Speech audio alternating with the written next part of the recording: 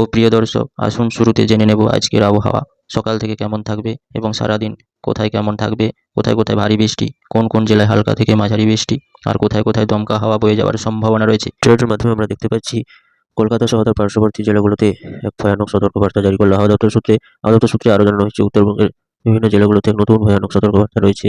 গ্যাংটক, শিলিগুড়ি, আলিপুরদুয়ার, জলপাইগুড়ি এবং দার্জিলিং, কালিম্পং এইসব জেলাগুলোতে এক ভয়ানক সতর্কবার্তা জারি করলো আবহাওয়া দপ্তর সূত্রে। এবং উত্তরবঙ্গের পাশাপাশি দক্ষিণবঙ্গের বিভিন্ন জেলাগুলোতে মালদা, মুর্শিদাবাদ এবং বর্ধমান, বাঁকুড়া, বিষ্ণুপুর, কৃষ্ণনগর, দুর্গাপুর এইসব জেলাগুলোতে এক নতুন সতর্কবার্তা জারি করেছে। আবহাওয়া দপ্তর সূত্রে জানানো হয়েছে দক্ষিণবঙ্গের বিভিন্ন উপকূলবর্তী জেলাগুলোতে আমরা দেখতে পাচ্ছি স্যাটেলাইটের মাধ্যমে ঠান্ডা কনকনে ঠান্ডা বাতাস ক্রমশ প্রবেশ করছে, যার প্রভাবে আজ থেকে আরও কনকনে শীতল আবহাওয়া বিরাজ করবে এবং শৈত্যপ্রবাহ আরও বাড়তে থাকবে। তবে উত্তরবঙ্গের চিত্রটি আমরা দেখতে পাচ্ছি দার্জিলিং, কালিম্পং এইসব জেলাগুলোতে তুষারাচ্ছন্ন থাকার সম্ভাবনা রয়েছে এবং আরও হালকা পাতলা ঠান্ডা পড়ার সম্ভাবনা রয়েছে।